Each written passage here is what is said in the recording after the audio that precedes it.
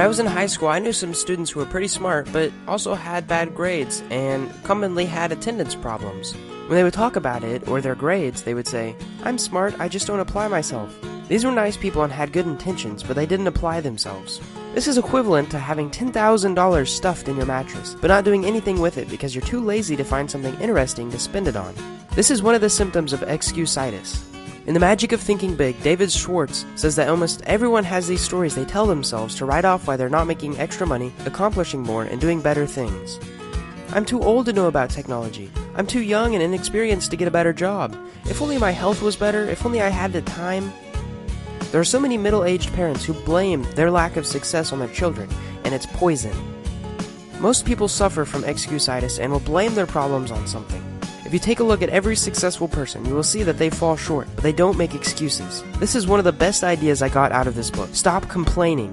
Stop making excuses. If Mark Zuckerberg created the framework for Facebook when he was 20 years old, you don't have an excuse. If Ray Kroc can build the McDonald's brand at age 52 with arthritis and diabetes, you don't have an excuse. The idea here is that most people don't take responsibility of their situations, and that leads us to our next big idea.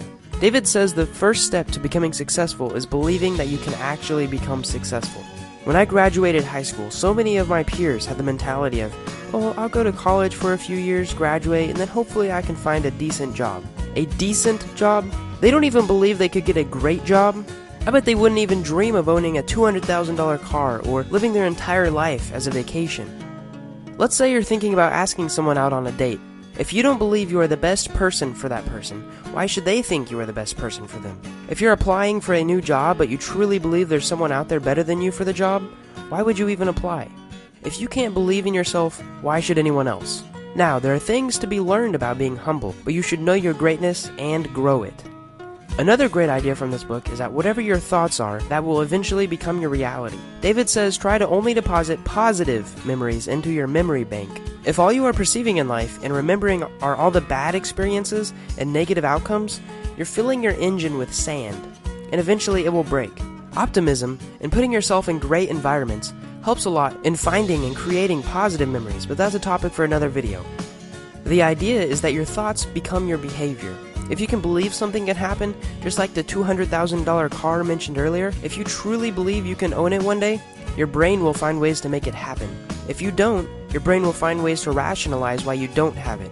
And this is where excusitis comes from. Let's flip it around. You're going to give a speech, but there's a word that you've been pronouncing wrong the whole time. And you're trying so hard not to say it wrong.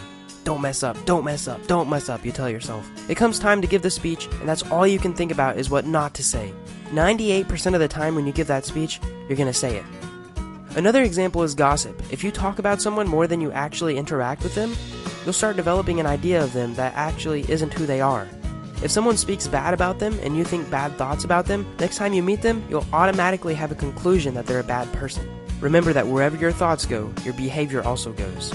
Here's a good one. Action cures fear. Have you ever been scared of something you're obligated to do? Giving a speech is a big one for most people. When Navy SEALs go through their training, part of their training is to jump off a high diving board. Now some of these people are afraid of heights and some are even afraid of water. The officers make them climb the ladder and jump off. Here's the thing though. The entire climb up they're thinking about how bad it'll be and how they should just climb right back down. They get up to the top, stand for a couple seconds, and then the officer pushes them off the diving board. Action cures fear. Once they jump off, the Navy SEALs realize it wasn't as bad, and after a few tries the fear is completely gone. The more and more you ruminate about how bad something is going to be, the worse the fear gets. Again, where your thoughts go, your behavior also goes.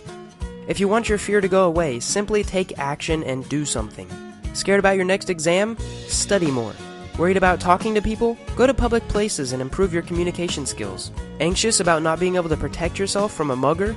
Go to a self-defense class or start weightlifting. Action cures fear. The last tip I'd like to talk about from this book is that you can always turn defeat into victory.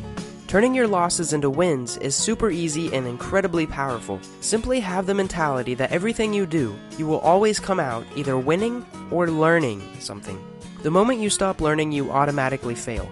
If you take every failure you've ever had in your life as a lesson to not do it again and to use it as a personal growth experience, you'll become a fascinating and successful person in a short amount of time.